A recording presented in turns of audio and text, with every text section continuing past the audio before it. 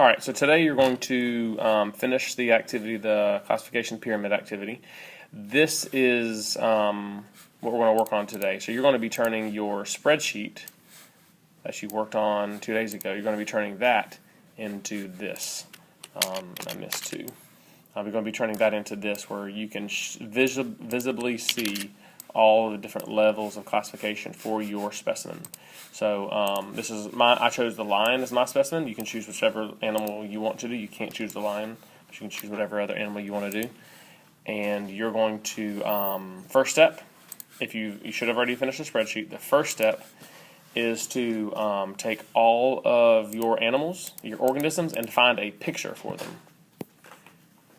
If you want to make it look nice, you can make it a transparent picture, and I'll show you how to do that. You go to Google, type in whatever it is, the animal that you're looking for. So I typed in lion, click on images, and you're going to click on tools, and then click on the color type. And if you want to specifically where red is the dominant color, you can do that, or black, or green, or yellow, or orange. We're going to go with transparent.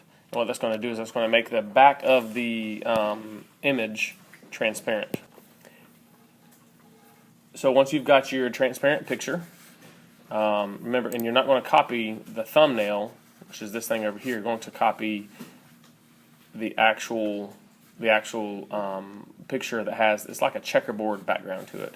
And when you paste it in, it's going to make it transparent, which is the whole goal. So you put your pictures in all at the top, all the different organisms that you've got, put them all in at the top. And then, next step is to, with your specimen, whatever your specimen's taxonomy is, so that would be the domain, kingdom, phylum, class, order, family, genus, species, all the way down, you're going to put those in this little box. I've already done it with a lion, but you're going to have to change yours. So you're going to make every step along the way say what that organism is. And you should be able to reference your spreadsheet. You should have that in there for your spreadsheet. And then what you're going to do, you're going to take each step all the way down, and you're going to copy just the ones that are in that same level of classification. So in this case, animal, ladybug, and all the ones in between are all animals.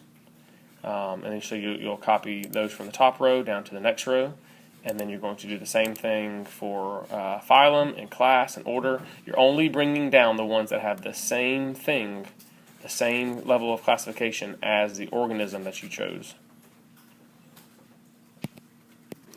Once you've done that, you're done with the pyramid. So now you've finished the spreadsheet, you've finished your pyramid, and now you need to do your CER, which is slide number 10.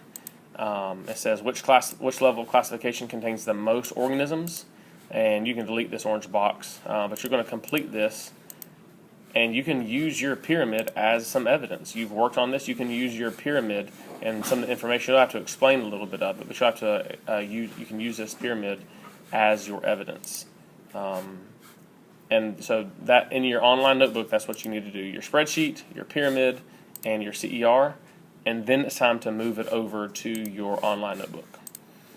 And so in science, we have done the state the problem, gather information, form hypothesis. Today, you just finished your experiment. So for the E in your online, in your STEAM journal, you need to have 2 or 3 rows of your spreadsheet. 2 or 3 rows of your spreadsheet. You can pick the shortest rows, the ones you care about the most, whatever. But one of those rows needs to be the organism that's your specimen. So mine would be lion right here. So you need 2 or 3 organisms showing that you figured out the domain, kingdom, phylum, class, order, family, genus, and species all the way across. You don't have to write the whole spreadsheet.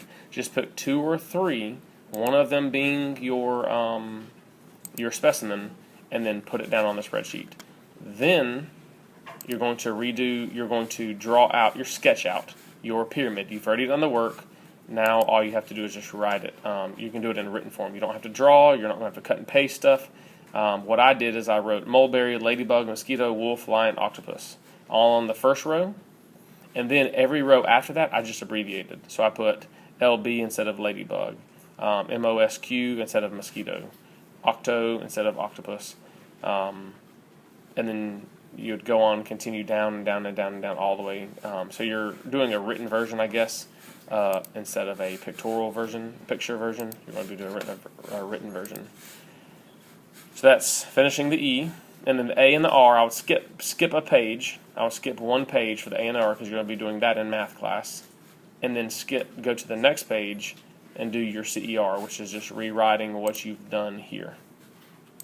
So you've done all the work. Once you finish the spreadsheet, once you finish the pyramid, and once you do your CER, you're done with the actual work. Now you just need to move it over to your STEAM journal. And when you're done with that, you add that to your COC. Your table of contents need to show that what your CER is, and you can just make a title for it, levels of classification or classification, taxonomy, something like that as the title, and you're done.